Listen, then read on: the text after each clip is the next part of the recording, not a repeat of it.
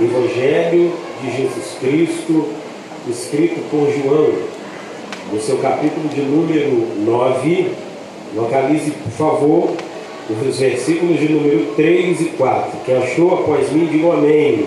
Amém. Dizer-nos ao texto assim: Jesus respondeu: nem ele pecou, nem os pais dele, mas isso aconteceu para que se manifeste nele as obras de Deus. Mas isto aconteceu para que se manifeste nele as obras de Deus. Verso 4. É necessário que façamos as obras daquele que me enviou, enquanto é dia. A noite vem, quando ninguém mais pode trabalhar. Vou repetir. É necessário que façamos as obras daquele que me enviou, enquanto é dia. A noite vem, e quando ninguém pode mais trabalhar. Amém? Se você puder manter a sua Bíblia aberta, por gentileza, assim o faça. Queridos, ajuda aí, você. Queridos, o texto que nós acabamos de ler aqui esta noite é um texto que possivelmente, senhores e senhoras, conhecem de cor salteado. Jesus está fazendo aquilo que normalmente fazia, pregar a palavra de Deus, apresentando a mesma a todos os homens. E a Bíblia diz, a partir do versículo de número 1, que Jesus estava caminhando. E a Bíblia diz que enquanto ele caminhava, uma multidão estava acompanhando ele. A verdade é que todas as vezes que você ver Jesus andando para qualquer lugar, possivelmente você vai vê-lo ladeado de dois grupos. O primeiro grupo que acompanhava Jesus eram seus discípulos. O segundo grupo que acompanhava Jesus era a multidão. Porém, aqui no capítulo de número 9, logo no versículo de número 1, a Bíblia vai dar-nos uma informação muito importante. Que Jesus estava caminhando, e esse caminhar de Jesus vai fazer com que ele enxergue, vai fazer com que ele visualize um homem. E a Bíblia não dá o nome desse homem. A Bíblia não dá muitas características relacionadas a este homem. A Bíblia diz simplesmente que Jesus estava caminhando e ele enxerga, ele visualiza este homem. Porém, a Bíblia vai trazer uma informação que é primordial para que entendamos o contexto desse texto e dessa história. Embora a Bíblia não dê muitas informações, embora a Bíblia não dê nome com relação a este homem, a Bíblia vai dar uma característica muito importante com relação a este indivíduo. E a característica era que ele era cego de nascença. Este fator é muito agravante, muito importante, porque bem sabem os senhores e senhoras aqui presentes, que na época em que Cristo vivia, toda pessoa que possuía no seu corpo físico quaisquer tipo de enfermidade que fosse visível e notório às pessoas, essa pessoa era escanteada, ela era posta ao lado, às margens da sociedade. Você vai ver de forma muito frequente nas Sagradas Escrituras, quem era cego, quem era coxo, quem tinha lepra, quem tinha qualquer tipo de problema visível, não era muito bem quisto na sociedade, não era muito bem quisto no meio das pessoas. Então, possivelmente, tais indivíduos viviam sempre num grupamento à parte. Mas eu glorifico o nome do Senhor, porque aqui eu já começo a aplicar aquilo que Deus colocou no meu coração. A Bíblia diz que enquanto Jesus caminhava, Jesus enxerga, Jesus viu este homem. Quando a Bíblia diz que Jesus viu esse cego de nascença, a Bíblia está nos dando uma lição muito importante. Qual? A sociedade pode rejeitar, a sociedade pode não ver, mas Jesus vê. Vou repetir isso. Aquilo que era invisível ao olhar da sociedade foi enxergado pelo olhar de Jesus. Repito-lhes, o que a sociedade rejeita, Jesus abraça. O que a sociedade afasta, Jesus traz para perto. Eu glorifico o nome do Senhor, porque quando ninguém mais olhava para mim e para você, Jesus um dia olhou. Olhou com um olhar não de apontamento, olhou com um olhar não de julgamento, mas olhou com um olhar de misericórdia, olhou com um olhar de bondade. Ninguém está merece. Ninguém está aqui porque é bom. Todos estamos aqui porque um dia Jesus olhou para nós. E este olhar de bondade fez com que Ele estendesse a mão de misericórdia e nos colocássemos aonde estamos hoje. Repito-nos uma vez mais: ninguém que está aqui esta noite pode bater no peito e dizer: estou aqui porque sou merecedor de tal. Estamos aqui porque o olhar de Jesus nos alcançou. Estamos aqui por causa da sua bondade e por causa da sua misericórdia. A Bíblia diz que Jesus olha para esse homem e, como se não bastasse Jesus olhar, como eu disse, Jesus estava acompanhado dos seus discípulos, e os seus discípulos vão olhar para ele e fazer uma pergunta um tanto quanto que casual, mas destinada a este indivíduo. A Bíblia diz que os discípulos olham para Jesus e perguntam: olha, quem é que pecou? Ele ou os pais? Para que ele nascesse cego? Eu já tive a oportunidade de dizer isso algumas outras vezes, mas permita-me ser repetitivo, porém contundente aqui. Quando os discípulos perguntam para Jesus quem é que havia pecado para que este nascesse cego, os discípulos nada mais nada menos estão querendo saber, perguntando para Jesus e querendo saber qual é a razão pela qual este homem tinha aquele problema. E enquanto eu lia isso, enquanto eu estava olhando para esse texto e chegando a essa parte, o Espírito do Senhor trouxe ao meu coração algumas verdades. Eu gostaria de compartilhá-las com você, e uma delas é esta. Você já parou para prestar atenção que nós, seres humanos, cristãos em Cristo Jesus, paramos e perdemos muito tempo querendo saber o porquê de coisa acontece a nós e àqueles que nos cercam? Você já parou para prestar atenção que nós perdemos muito tempo fazendo alguns questionamentos a Deus e aos céus, e boa parte destes questionamentos são: por que está acontecendo isso comigo? Por que a porta fechou? Por que a saúde não está boa? Por que fizeram isso? Por que falaram isso?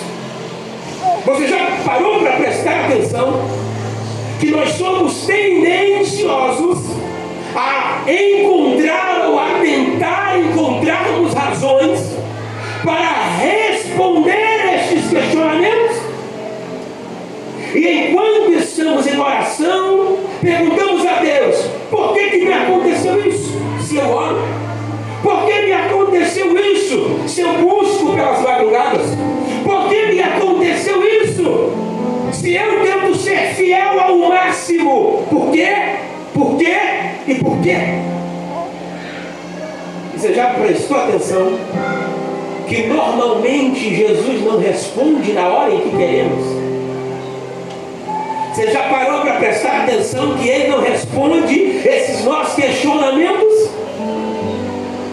Aí a gente chega em um determinado período em que a gente olha e fala: já que as minhas dúvidas não estão sendo respondidas, o que é que vai ser de mim? Há uma frase que eu aprendi, papai me ensinou e eu repito ela a mim mesmo nesses 32 anos meus de idade. Todas as vezes que eu faço algum questionamento a Deus, por que disso, por que daquilo, eu me lembro que Jesus nunca me prometeu explicar nada. Jesus nunca me prometeu explicar como faria, o porquê faria. Não, Ele não me prometeu explicação. A única coisa que Ele me prometeu foi: estarei convosco todos os dias até a consumação dos séculos. Então, resumindo, para que possamos entender melhor, Jesus não nos prometeu explicação, Ele nos prometeu presença. Ele não nos prometeu explicar o porquê. Ele nos prometeu estar conosco independentemente da situação que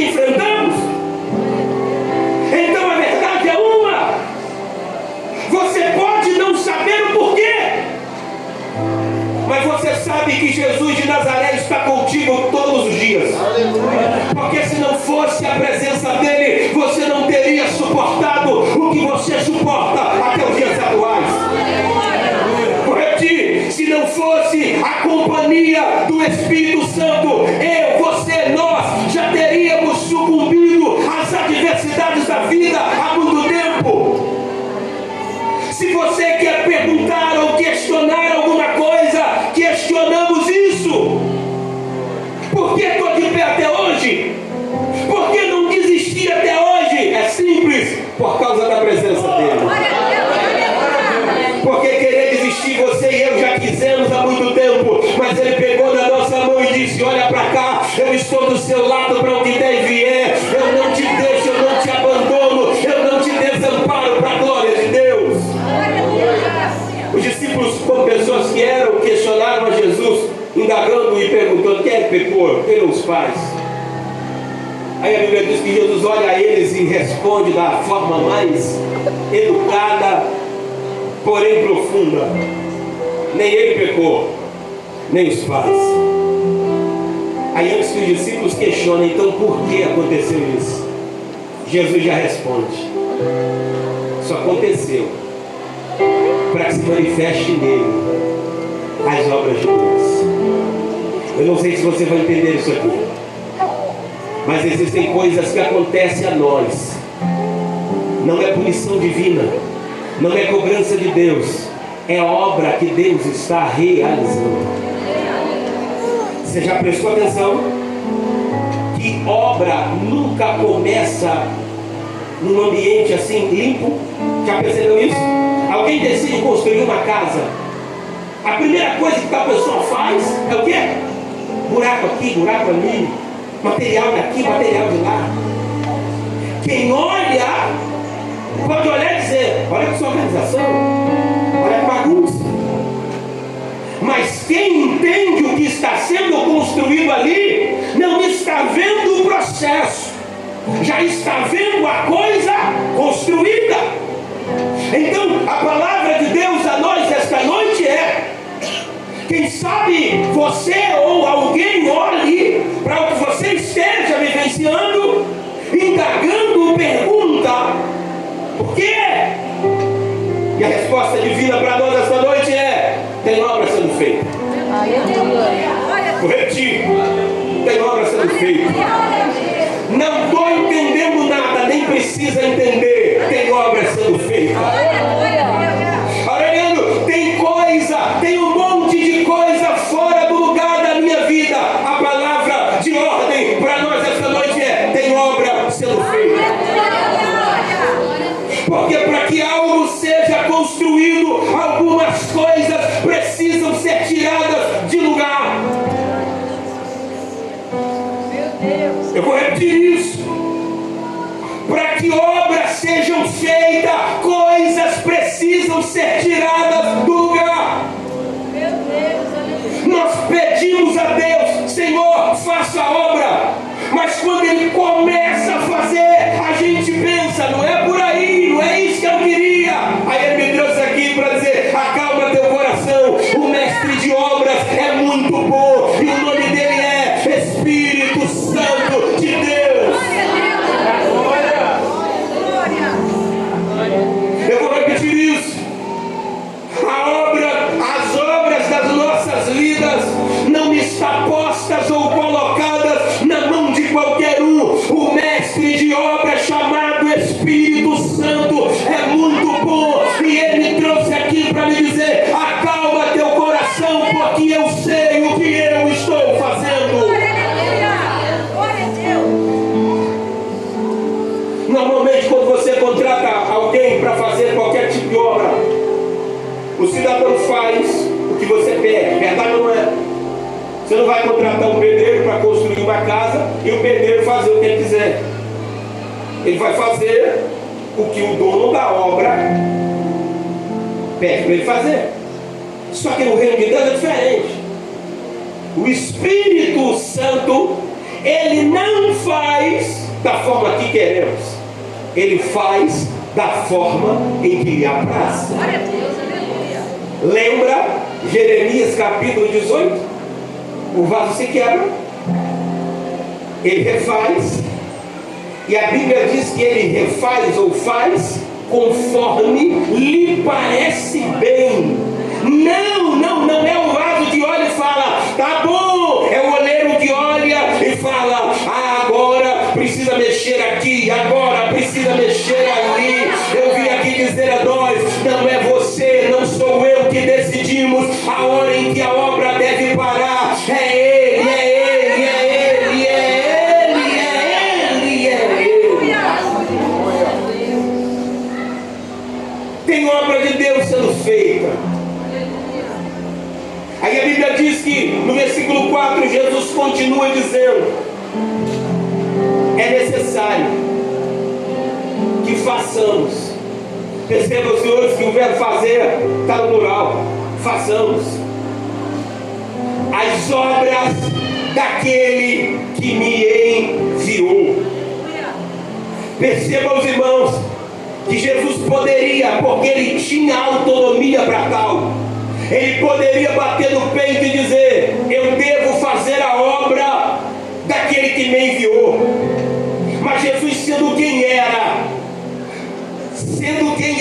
ele olha para os seus discípulos e diz a eles, olha, é necessário, não que eu faça, mas que façamos. Eu não sei se você vai pegar isso aqui, mas quando Jesus diz que a obra precisa ser feita, ele está dizendo, você não vai fazer sozinho, eu estou com você. Aleluia! Glória a Deus! Você consegue entender isso? Jesus olhou para os discípulos e disse assim, é necessário. Se você pegar no dicionário a definição da palavra necessário, você vai pesquisar e lá vai estar escrito aquilo que é essencial, aquilo que é indispensável. Jesus está dizendo, tem que fazer, cara.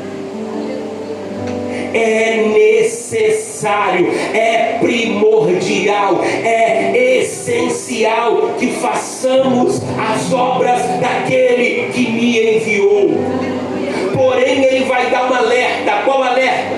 Essa obra precisa ser feita enquanto é dia. Por quê? Porque ele vai dizer assim, a noite vem. Aqui tem algo fantástico, gente. Primeiro, Jesus traz a eles o pensamento de que a obra precisa ser feita. É necessário, tem que fazer. Mas ele olha e diz, façamos enquanto é dia. E ele dá uma certeza, qual? A noite vem. Em que ninguém pode trabalhar. Jesus está dizendo para nós o seguinte, faça enquanto você pode, trabalhe enquanto você pode. Não, eu não sei como fazer. O Espírito Santo está aqui, ele te orienta como fazer e o que fazer e a hora que deve fazer. Aleluia. A Bíblia diz que Jesus volta. Percebam, irmãos, que Jesus encontra no cego. Os discípulos perguntam quem é que pecou. Jesus disse que não era pecado, era obra. Jesus disse no versículo 4, precisa-se fazer a obra enquanto é dia, porque a noite vem. E ele está dizendo, quando a noite vem, não tem como mais trabalhar. Então faça agora. Eu vim aqui dizer a nós, estamos nos últimos dias do primeiro mês do ano.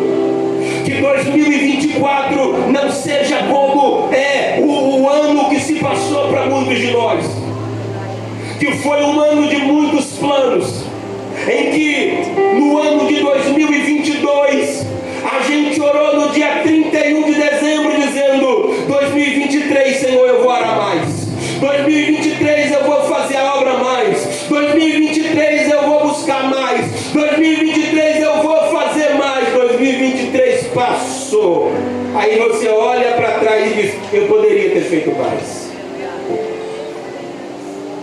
E enquanto o culto estava em andamento aqui, o Espírito do Senhor falava comigo isso, que este ano não seja para muitos o que foi o ano que se passou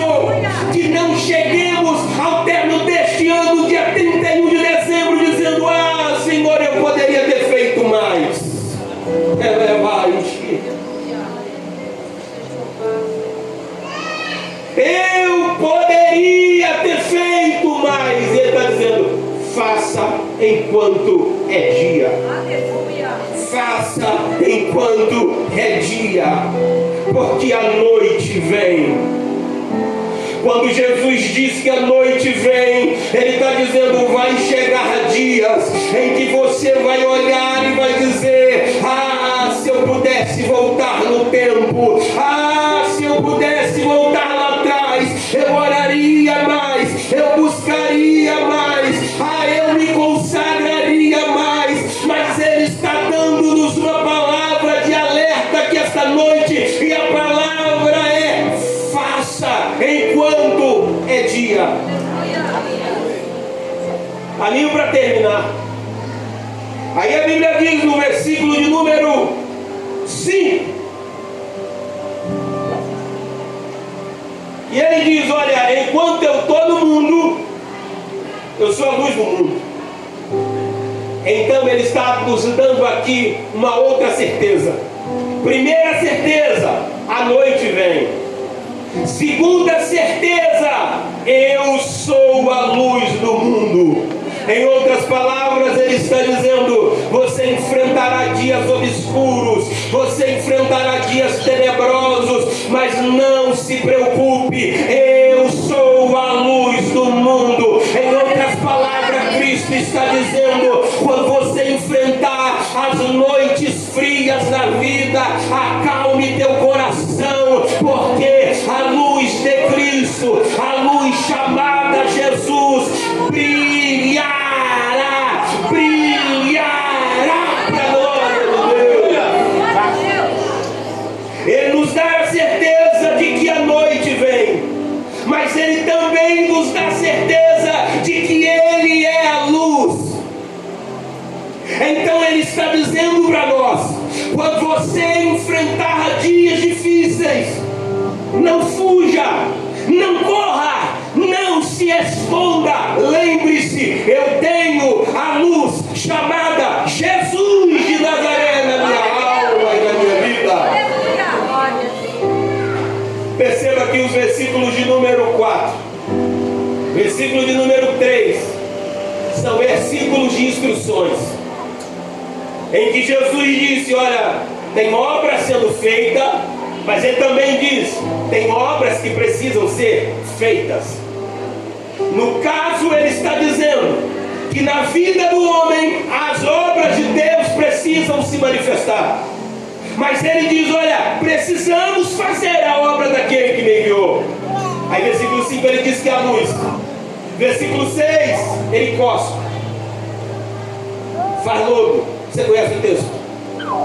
Coloca nos olhos do cego e diz para ele assim: vai e lava-te no tanque desse Siloé. A Bíblia diz que o rapaz foi. Isso mexe mais comigo, porque aqui gera-me uma pergunta, e a pergunta é clara. Qualquer pessoa que ler esse texto fará a mesma pergunta: qual? Jesus cuspiu, fez lodo, colocou nos olhos do cego e falou para ele assim: vai lá e lava-te. Aí a pergunta que não quer calar é essa: como é que este cego foi? Porque perceba, os irmãos, que Jesus não pega na mão dele e diz: vamos. Não olha para os discípulos e diz: levem-no. Jesus olha para o cego e fala: vai e lava-te. Será que Jesus não sabia que esse cara era cego? Com certeza sabia. Mas Jesus, sabendo que ele é cego, mesmo assim o manda. Por quê? Porque Jesus queria ensinar-nos uma lição muito importante. Qual? É que crente não anda pelo que vê, anda pelo que ouve. Vou repetir: a gente não anda pelo que vê, a gente anda pelo que ouvimos. E o que é que temos ouvido, gente? Porque Jesus deu a ele a localização exata de onde ele deveria ir. É para o tanque. Escuta isso. As vozes que ouvimos interferem diretamente no trajeto da nossa vida. Fecho a minha Bíblia e termino aqui agora. Você já parou para pensar que o que muitas pessoas falam nos afetam diretamente? Quem aqui nunca ficou triste por algo que foi falado? Aí a pergunta que fica é: por que as palavras têm tanto peso sobre nós? É simples. A gente deve colocar em alguns momentos alguns tampões nos nossos ouvidos e devemos ser guiados pela voz de Jesus de Nazaré. Porque perceba uma coisa: só é guiado pela voz dele quem é ovelha. Porque a Bíblia diz que quem é ovelha conhece a voz dele. E diante de tantas vozes que se ouve, se nós não tivermos intimidade com ele, a gente faz um monte de confusão. Mas eu profetizo esta noite que o Espírito de Deus está aguçando a nossa audição. Para quê? Para que tenhamos facilidades de identificarmos a voz do bom pastor chamado Jesus de Nazaré. Cuspiu, fez lodo, mandou o rapaz se lavar, ele foi. Por quê? Ninguém grava isso. Ninguém perde por ser obediente. Eu vou repetir isso. Ninguém perde por ser obediente. Em outras oportunidades, eu sempre digo e repito aqui: se fôssemos alguns de nós, olharíamos para Jesus mesmo não o vendo e diríamos assim: como é que eu vou se eu sou cego? Tem tanta coisa que Jesus olhou para nós e disse assim: vai, faz isso, vai, faz isso. E a gente coloca um monte de problema na frente. Ah não, eu não sei falar. Não, eu sou medroso demais. Não, eu sou isso. Tudo o que ele está dizendo para nós essa noite é: vai, vai. Não, Senhor, eu estou temeroso. Vai com medo, mas confiando na palavra de quem falou com você. Vai. Aleluia. Eu vou repetir uma vez mais: você pode não estar vendo nada, mas você não precisa ver. Só confia na voz que está falando contigo. Vai. Eu estou com medo. Vai. Eu estou com receio. Vai.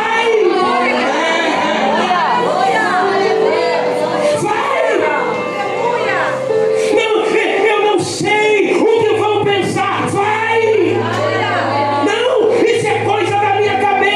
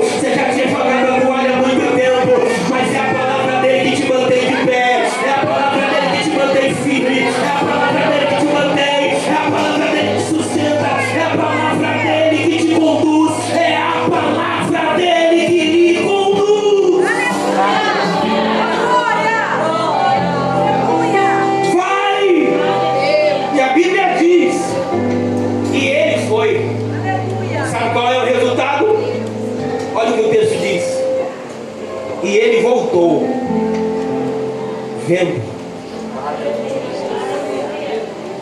Eu vou repetir isso. Jesus cospe, faz lodo, coloca nos olhos dele e fala para ele assim, vai.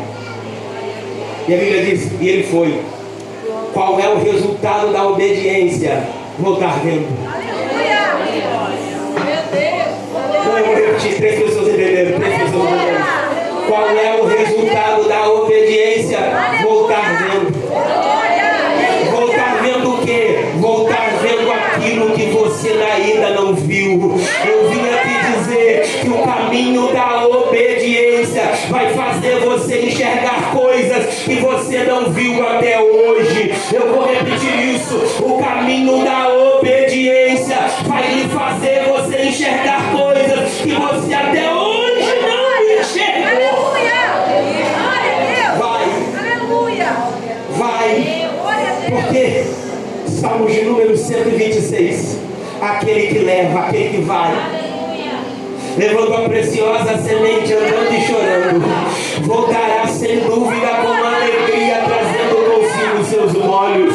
A certeza que esta palavra me dá é que você vai, mas você não volta da mesma forma. Você vai, mas não volta da mesma forma. Eu repito, você vai, mas você não volta da mesma forma. Aí quando ele voltou, vendo, uma pergunta, eu termino aqui. Me vem. Por que Jesus não olhou para ele e falou assim, volta a enxergar? Por que Jesus não fez isso? Por que Jesus fez o lodo, colocou nos olhos e falou para ele, vai? É simples, gente. É simples. Se fôssemos alguns de nós que estivéssemos do lado daquele moço, diríamos, sabe o quê? Não é todo mundo que eu vou falar aqui. A gente não pode generalizar.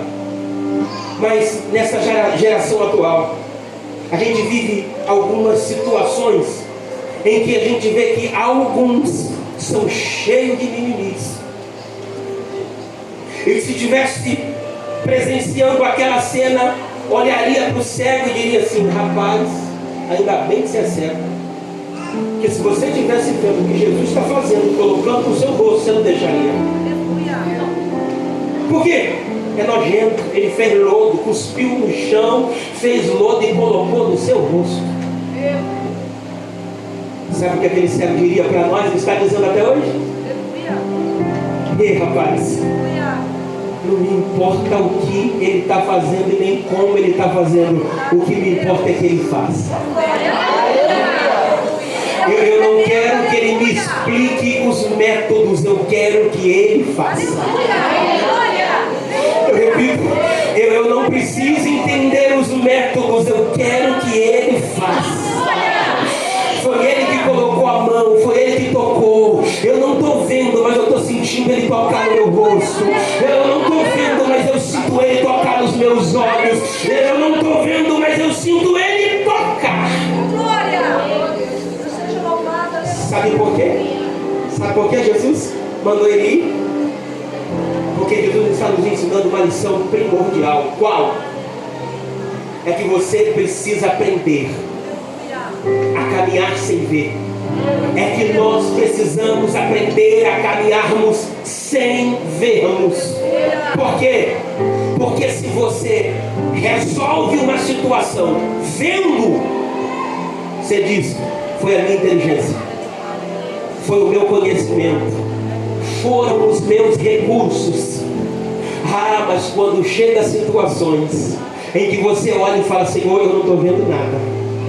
Se eu não estou vendo, não tem como eu agir. Se eu não estou vendo, não tem como eu fazer. É aí que ele entra. Por quê? Porque tem situações que não vão se resolver com os seus métodos e nem com os seus recursos. Tem situações que se resolverá com milagres. E milagres só quem faz é Jesus de Nazaré. Milagres só quem faz é Jesus de Nazaré. Foi e voltou vendo. Quando ele voltou vendo, algumas pessoas perguntam assim, ué, parece o cego de nascença. Eu acho que é ele. Parece com ele. Aí você sabe que ele fala? Parece não, cara. Sou eu. Aleluia. Glória. Meu Deus. Eu deixo isso aqui para você meditar em casa. Tudo o que Jesus fez aqui foi por causa de um detalhe. Olha, Leandro, foi para curar o rapaz? Sim, também. Mas essa fala desse moço, ela resolve todos os questionamentos que estão inseridos dentro dessa história. Por quê? Porque quando Jesus faz o milagre, as pessoas ficam na dúvida: será que é? Será que não é? Pode ser. Mas você sabe o que o cego, o que o ex-cego fala? Parece não, sou eu. Sabe o que ele está nos revelando? Escuta isso aqui, só isso. O que eu passei não mudou a minha essência. Eu vou repetir isso. As situações que eu vivi não mudaram a minha essência. Sou eu mesmo. Sou eu mesmo. Sou eu mesmo, aquele que era e agora não é mais. Porque eu tive encontro com aquele que manda no céu. O nome dele é Jesus. Fecha seus olhos. Curva sua cabeça.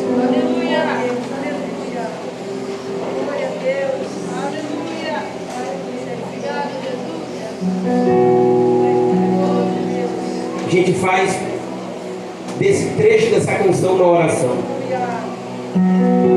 E é assim: te amo, Deus, tua graça nunca falha. Todos os dias eu estou em tuas mãos. Desde quando me levanto até eu me deitar, eu cantarei a bondade de Deus. Tua doce voz